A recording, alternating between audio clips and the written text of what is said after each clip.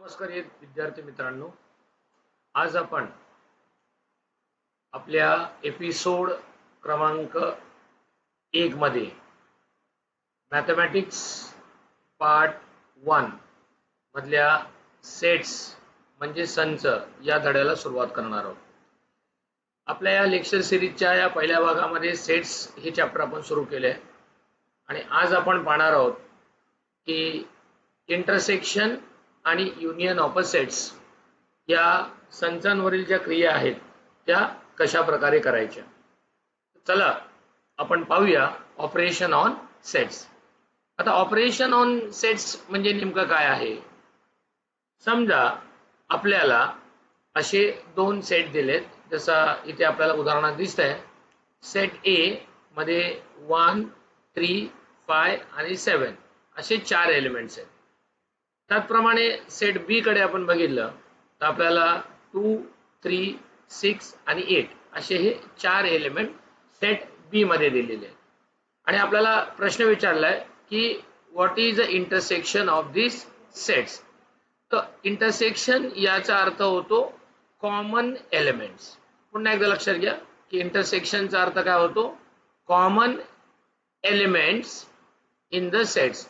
ज्याप्रमाणे गणितात आपण ॲडिशन, सबट्रॅक्शन, मल्टिप्लिकेशन आणि डिव्हिजन या विविध प्रकारच्या क्रिया करत असतो, त्याचप्रमाणे आपल्याला 9वी साठी या संचांवर आधारित काही क्रिया करायच्या आहेत. त्यातली ही जी पहिली क्रिया आहे जी आता आपण पाहणार आहोत, ज्याचं नाव आहे intersection of two sets. Intersection of two sets हे गणिताच्या भाषेमध्ये आपण या ए आणि बी हे जर दोन सेट्स दिले असतील तर मी तो ए आणि या प्रकारचं चिन्ह आपण काढणार आहोत आणि याला आपण म्हणणार आहोत, या चिन्हाचा अर्थ आपण घेणार आहोत की intersection of a two sets.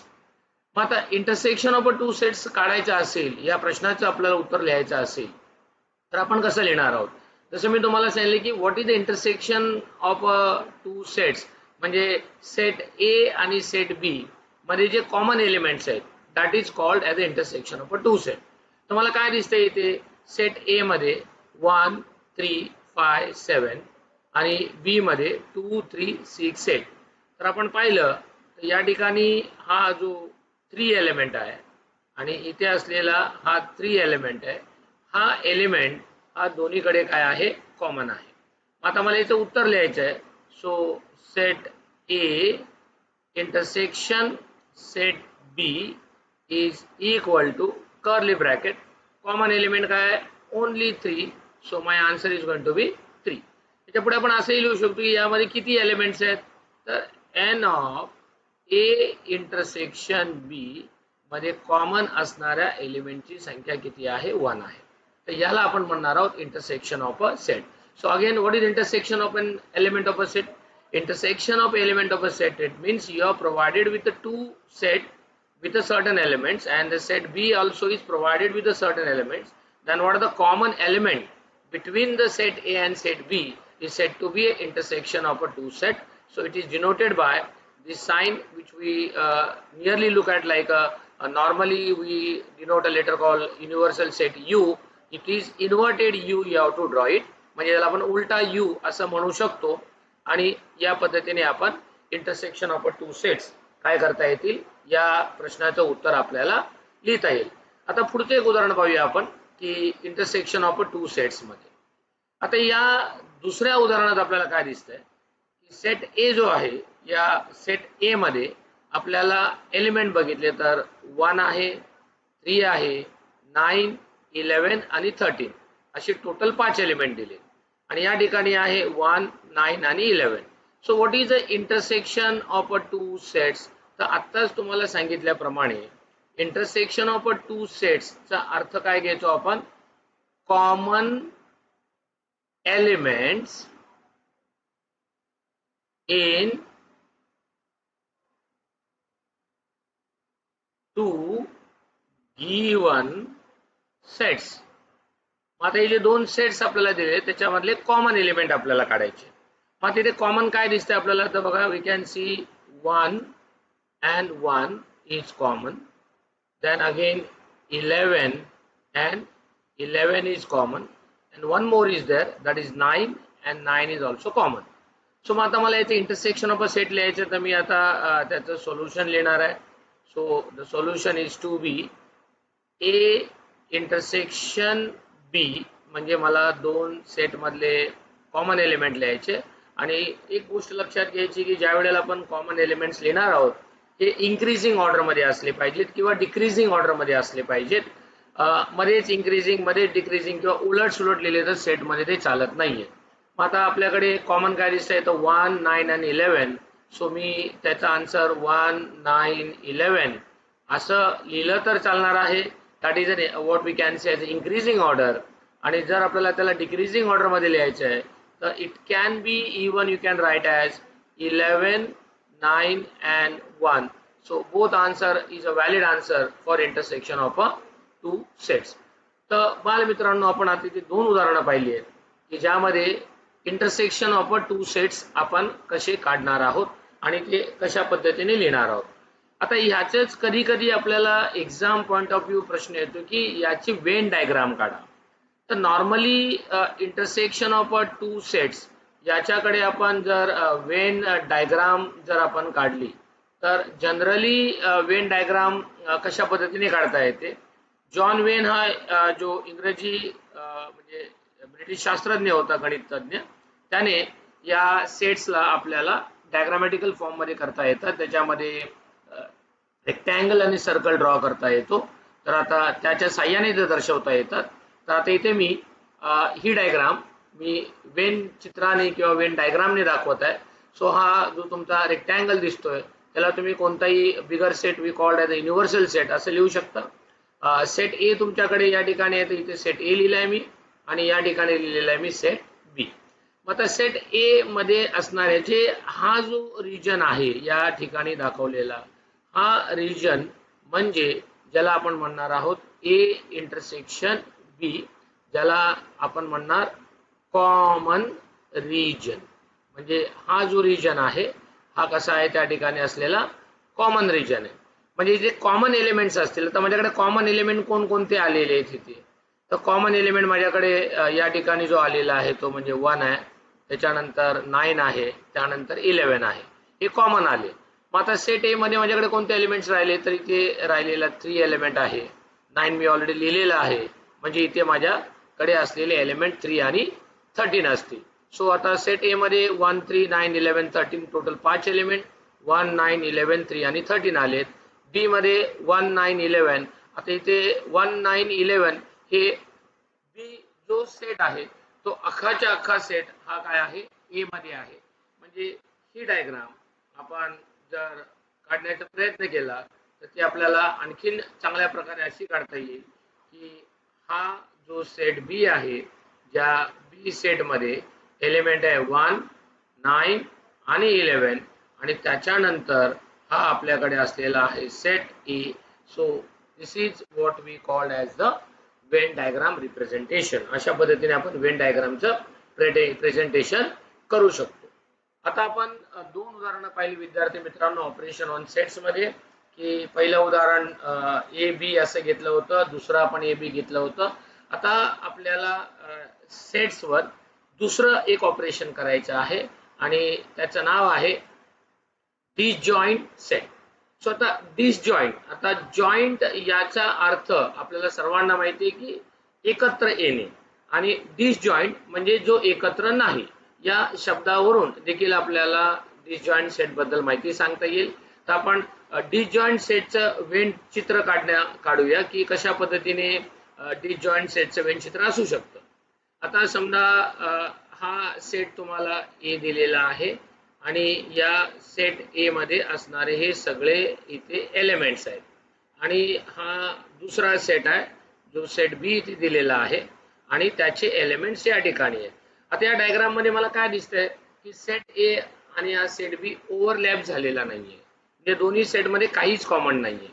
म्हणजे याचा अर्थ मला हा सेट असा लिहिता येईल की ए आणि बी या सेट मध्ये काहीही नाहीये, म्हणजे तो एम्प्टी आहे. So when this condition satisfy की दोन सेट मध्ये काहीही कॉमन असत नाही, त्यावेळेला आपण त्याला एम्प्टी सेट असं म्हणतो. मग आता हा जो सेट आहे that is example of a disjoint set. आणि हे जे चिन्ह आहे हे ग्रीक लेटर मधलं आपण जो फाय हा शब्द बोलतो त्या फायचे हे चिन्ह आहे. तर फाय हे चिन्ह कधी वापरायचं आहे आपल्याला सेटमध्ये? So when the set is an empty set, म्हणजे तो तुमचा सेट एम्प्टी असेल किंवा त्याला दुसऱ्या भाषेत आपण काय म्हणतो, नल सेट.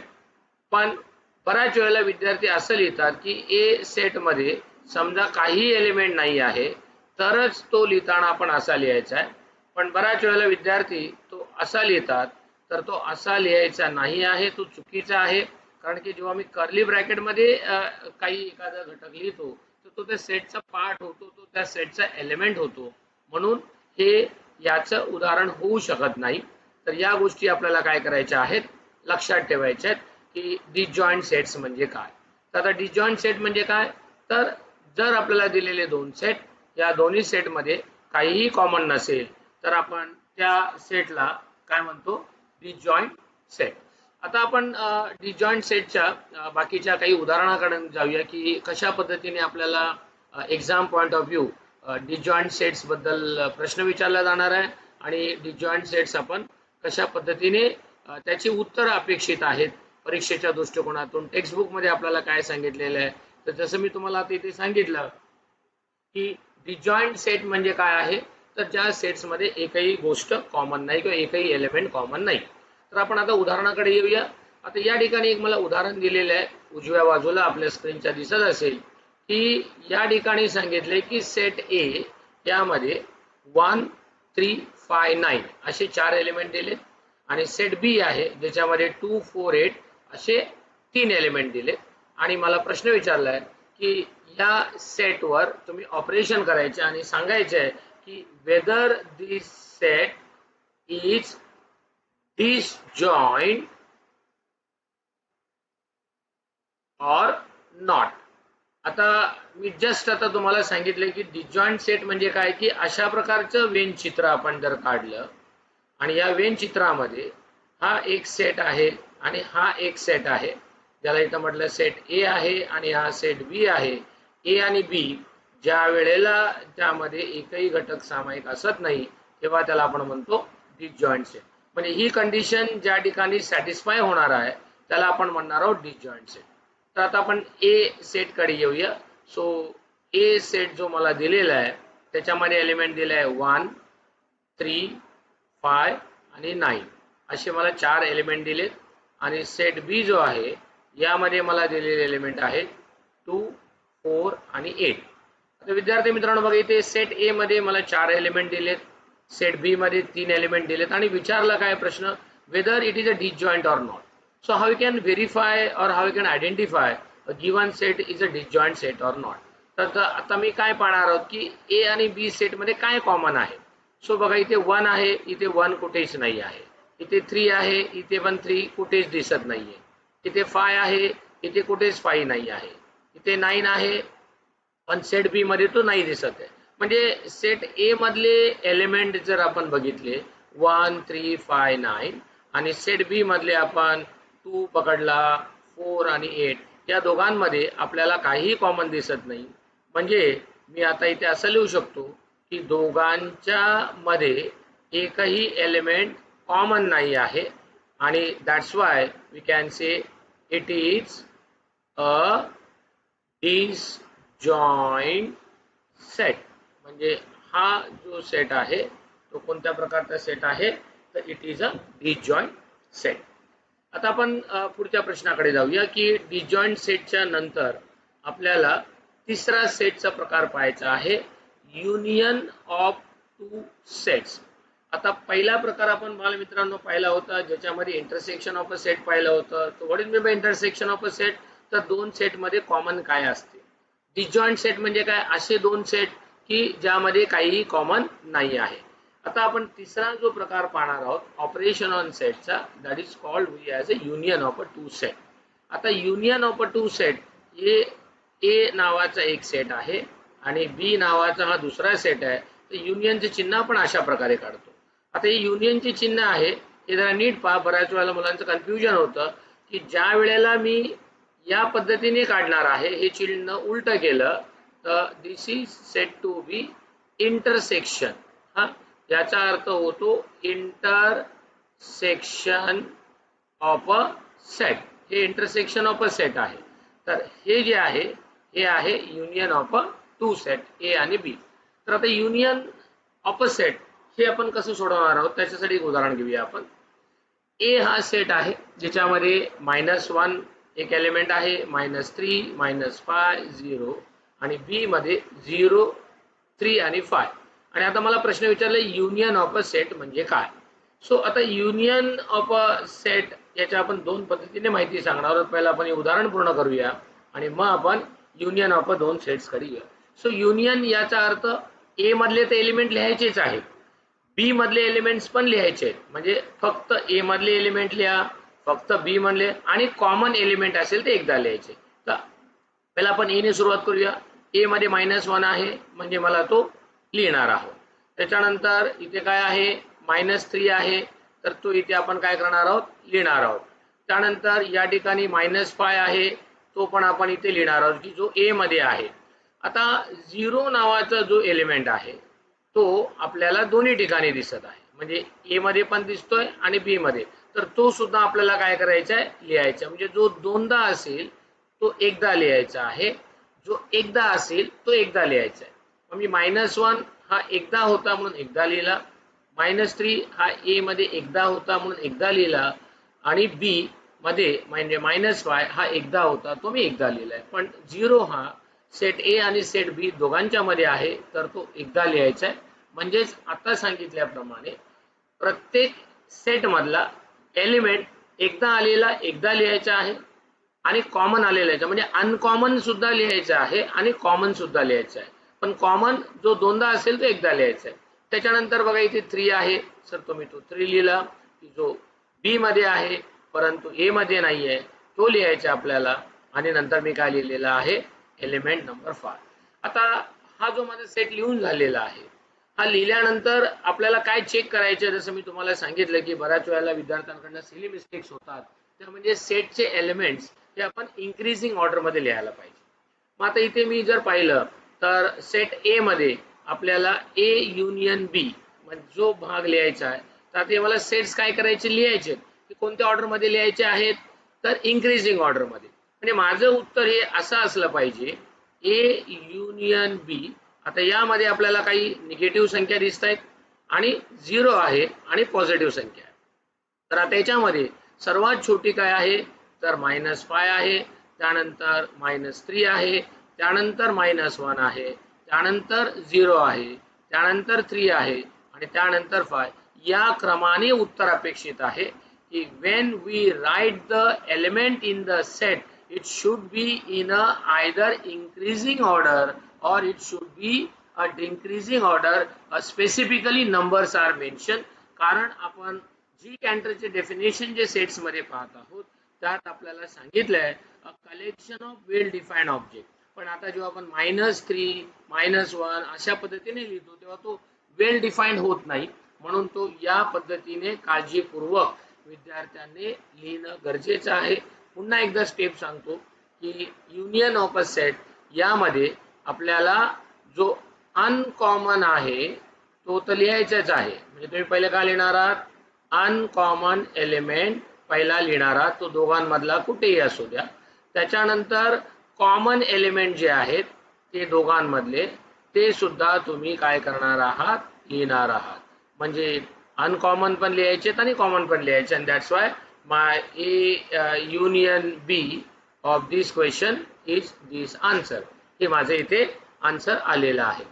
आता आपण आपल्या टेक्स्टबुक्सच्या क्वेश्चन कडे जाऊया की आपल्याला कोणत्या प्रकारचा क्वेश्चन विचारलाय. तर आता पुढचा जो सेट आहे ज्याचं नाव आहे युनिव्हर्सल सेट. आतापर्यंत आपण कोणते सेट्स बघितले बाळांनो, तर पहिला सेट आपण बघितला सगळ्यात पहिला जो इंटरसेक्शन ऑफ अ सेट होता, दुसरा होता तो डिसजॉइंट सेट होता आणि तिसरा जो होता आपला तो युनियन ऑफ अ सेट होता. आता आपण युनिव्हर्सल सेट कडे येणार आहोत. युनिव्हर्सल सेट हा कॅपिटल यू या अक्षराने डिनोट करतात. Universal set is denoted by English letter capital U. आता युनिव्हर्सल सेट म्हणजे काय? सो युनिव्हर्सल सेट चे आपल्याला अर्थ सांगताना सगळ्यात पहिलं काय चेक करायचे? Check the all sets are given. म्हणजे तुम्हाला जे काही सेट्स दिलेले आहेत ते सगळे सेट्स काय करायचे? लिहून घ्यायचे किंवा ज्याला आपण म्हणणार चेक करायचे. त्याच्यानंतर त्याच्यामधला बिगर सेट, हा म्हणजे सगळ्यात मोठा असलेला सेट, हा आणि त्या बिगर सेटचे सगळे जे तुमचे सेट्स असतील ते सबसेट असतील. फॉर एक्झाम्पल आपण इथे डायग्रामॅटिक फॉर्म मध्ये दाखवूया की कशा पद्धतीने, की समजा हा तुमचा असलेला सगळ्यात मोठा सेट आहे, त्याच्यानंतर हा त्याच्यामध्ये सेट आहे, हा त्याच्यामध्ये सेट आहे. So if you consider this is A, याला आपण बी म्हटलं, याला सी म्हटलं.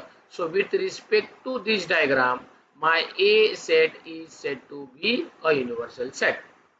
आता आपण या 6व्या प्रश्नाकडे येऊया. म्हणजे आपल्याला हा टेक्स्टबुक मधला आहे आणि इथे स्टार केलेला आहे. तर पाठ्यपुस्तकात आपल्याला जिथे जिथे स्टार आहे याचा अर्थ हा क्वेश्चन हायर ऑर्डर थिंकिंग स्किलचा आहे. मग ह्या हायर ऑर्डर थिंकिंग स्किल चे प्रश्न आपल्याला सोडवणे विद्यार्थी मित्रांना अपेक्षित आहे. तर चला आपण आता या 6व्या प्रश्नाकडे जाऊया.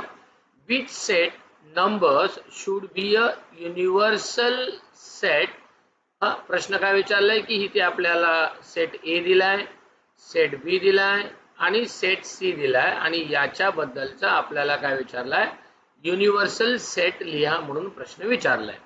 तर मी आता इथे तुम्हाला सांगेल की युनिव्हर्सल सेटच्या स्टेप्स काय आहेत.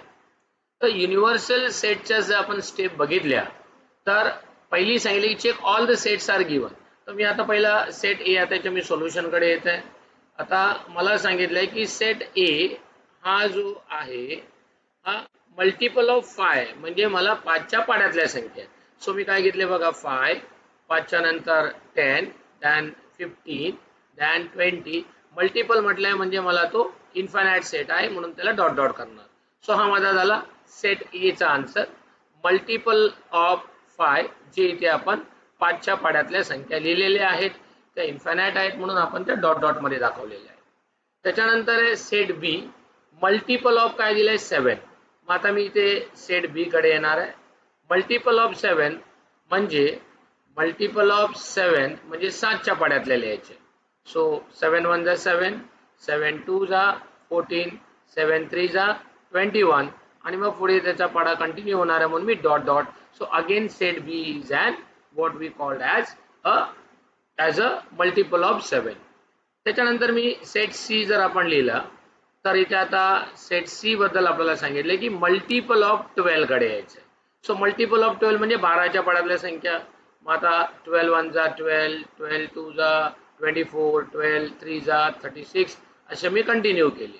आता माझ्याकडे 3 सेट आहेत बघा, की सेट ए ज्यामध्ये 5 10 15 आहे, सेट बी मध्ये 7 14 21 आहे आणि सेट सी मध्ये तर आपल्याला काय दिलेलं आहे? 12 24 आणि 36. आता या सगळ्यांना कॉमन सेट काय असेल असा आपल्याला प्रश्न विचारलेला आहे. The set which is a common. आता या ठिकाणी जर आपण बघितलं तर इथे 5चा टेबल आहे, इथे आपल्याला दिलेला 7चा टेबल आहे आणि इथे काय दिलंय? 12चा. म्हणजे आता मला असा युनिव्हर्सल सेट शोधायचा आहे की ज्यामध्ये 5च्या काय म्हणणार आपण पटीतल्या संख्या आल्या पाहिजेत, 7च्या पण आल्या पाहिजेत आणि 12च्या पण आल्या पाहिजेत. मग अशा 3 वेगवेगळ्या याच्यामधल्या काढायच्या असतील तर आपल्याला याला काय करायला लागेल? याचा LCM काढायचा. काय काढायचा आहे? LCM. So what is an LCM? LCM is said to be called a least common multiple. मग आता लीस्ट कॉमन मल्टिपल, मग आता मी दिलेली संख्या कोणती आहे? माझ्याकडे 5 आहे, त्याच्यानंतर 7 आहे आणि त्याच्यानंतर माझ्याकडे काय आहे? 12 आहे. तर आता मी याचा LCM काढणार आहे. सो 5 1 जा 5, 7 1 जा 7 आणि ही पुढची संख्या आहे 12 1 जा 12. मग जोपर्यंत 1 येत नाही तोपर्यंत तुम्हाला काय करायचं आहे? डिवाइड करायचं. मग आता माझ्याकडे कोणत्या संख्या आल्या? तर 5 7 आणि 12 या सगळ्यांचे जे मल्टिप्लिकेशन येईल तो माझा काय असणार आहे? युनिव्हर्सल सेट असणार आहे. आणि मग आपण सांगू शकतो की मल्टिपल ऑफ 5, 7 आणि 12 या सगळ्या संख्यांचा युनियन जो असेल तो माझा काय असणार आहे, युनिव्हर्सल सेट असणार आहे. हा प्रॅक्टिस सेट 1.3 मधला 6th क्वेश्चन होता. आता आपण आजच्या आपल्या एपिसोडच्या या भागामधला एक शेवटचं उदाहरण आपण घेणार आहोत. That is called the complement of a set. आता कॉम्प्लिमेंट ऑफ अ सेट हा जो आहे तो ए डॅश या अक्षराने दर्शवतात. आपल्याला सांगितलंय की find A dash. So what is mean by complement of a set. तर कॉम्प्लिमेंट ऑफ अ सेट जर आपल्याला काढायचा असेल तर आता या उदाहरणात पहा की कुठल्याही सेटचा कॉम्प्लिमेंट सेट लिहायचा असेल. समजा मला ए चा कॉम्प्लिमेंट लिहायचं तर आपण ए डॅश लिहिणार आहोत. जर मला ए युनियन बी चा कॉम्प्लिमेंट पाहिजे असेल तर A union B its complement असं लिहिणार मी. आणि ए इंटरसेक्शन बी चा कॉम्प्लिमेंट काढायचा असेल तर A intersection B its complement. So complement ज्या ज्या वेळेला येईल तर एक गोष्ट लक्षात ठेवायचं, देअर एक्झिस्ट युनिव्हर्सल सेट. म्हणजे complement of a set without universal of set हा इनकम्प्लीट असणार आहे. म्हणजे ज्या ज्या वेळेला कॉम्प्लिमेंट ऑफ अ सेट येईल त्यावेळेला युनिव्हर्सल सेट एक्झिस्ट करणार आहे. आता हे जे इथे मी चिन्ह काढलेलं आहे याला गणिताच्या भाषेमध्ये आपण देअर एक्झिस्ट असं म्हणतो. ते इथे मी चिन्हाच्या स्वरूपात इथे लिहिलंय की ज्या ज्या वेळेला युनिव्हर्सल सेट असेल त्या त्या वेळेला तुम्हाला कॉम्प्लिमेंट ऑफ अ सेट काढायचा असेल तर युनिव्हर्सल सेट कंपल्सरी द्यावा लागतो, त्याशिवाय तो काढता येत नाही. तर आता या प्रश्नाकडे येऊया. प्रश्नात आपल्याला सांगितलंय यू हा युनिव्हर्सल सेट आहे ज्याच्यामध्ये एलिमेंट्स इथे आपल्या समोर दिसत आहेत आणि ए हा 2, 4, 6, 8, 10 आहे. तर याचा विचारलेला प्रश्न आहे मला फाइंड इट्स कॉम्प्लिमेंट. मग आता याचं सोल्युशन आपण कशा पद्धतीने करणार आहोत. मला प्रश्न विचारलाय की ए कॉम्प्लिमेंट काय असणार आहे. तर मी आता ए कॉम्प्लिमेंट काढणार आहे. सो युनिव्हर्सल सेट आणि दिलेला सेट याचं कॉम्प्लिमेंट काढायचं असेल तर खूप सोपं आहे. तर तुम्ही पहिलं कॉमन एलिमेंटची यादी करा. काय करणार आहात, कॉमन एलिमेंट चेक करायची. So let's just go checking the common elements. तर कॉमन एलिमेंट काय बघा 2, 2. त्यानंतर या ठिकाणी 4, 4 कॉमन आहे. त्यानंतर मला इथे 6, 6 कॉमन दिसतोय. देन अगेन 8 इज कॉमन आहे आणि त्यानंतर इथे 10, 10 कॉमन आहे. सो जे मी कॉमन एलिमेंट्स होते त्याला सरळ आता हे कॉमन एलिमेंट तुम्हाला काय करायचे, कॅन्सल करायचे. So I will cancel this all common elements. 8 आणि 10 इथे. आता कॉमन एलिमेंट्स काढल्यानंतर युनिव्हर्सल सेट मध्ये काय शिल्लक राहिलेलं आहे तर युनिव्हर्सल सेट मध्ये 1, त्याच्यानंतर 3, त्यानंतर 5, त्यानंतर 7 आणि त्यानंतर काय शिल्लक राहिलेले 9. So this is my answer of a complement of a set. हेच जर मला वेन डायग्रामने दाखवायचं असेल तर हे सुद्धा मला वेन डायग्रामने दाखवता येतं. यू हा जो युनिव्हर्सल सेट असेल आणि हा ए तुमचा दिलेला सेट असेल तर त्याचा हा जो पोर्शन असतो this is called as complement of a set. म्हणजे आपण काय म्हणतो, the element which belonging to universal set but does not belong to the given set, then we call set as a complement of a set. तर असे complement of a set आपल्याला इथे काय करता येतात, पूर्ण करता येतात. आता हे जे कॉम्प्लिमेंट ऑफ अ सेटचं आपण उदाहरण पाहिलं. अजून तेच उदाहरण आपल्याला परत एकदा व्यवस्थित पाहता येऊ शकेल की जसं मी तुम्हाला सांगितलं की कॉमन एलिमेंट जे आहेत त्याला काय करायचे, सर्कल करायचे. इथे बघा हे 4 मी सर्कल केले. त्यानंतर पुन्हा 6 अगोदरचं उदाहरण आपण पुन्हा इथे सोडवत आहोत. इथे 8 आहे आणि या ठिकाणी काय आहे 10 आहे. आणि मला विचारलेला प्रश्न आहे फाइंड ए कॉम्प्लिमेंट. तर मी आता त्याचा ए कॉम्प्लिमेंट जर काढला इक्वल टू कर्ली ब्रॅकेट. आता जे सांगितले की जे कॉमन आहे ते कॅन्सल करायचे, युनिव्हर्सल सेट मधले लिहायचे 1, 3, 5, 7 आणि 9. हे माझे काय आले, कॉम्प्लिमेंट ऑफ अ सेट आले. तर विद्यार्थी मित्रांनो, आजच्या दिवसाला आपल्या एपिसोड पार्ट 1 मध्ये 9वीच्या सेमी इंग्लिशच्या विद्यार्थ्यांना आपण ऑपरेशन ऑन सेट्स हा घटक आपण पाहिला. आता पुढचे जो एपिसोड क्रमांक 2 येणार आहे त्याची आपल्याला वाट बघायची आहे आणि एपिसोड 2 नंबर 2 मध्ये आपण त्याचा पुढचा भाग पाहणार आहोत. So thanks for watching. धन्यवाद.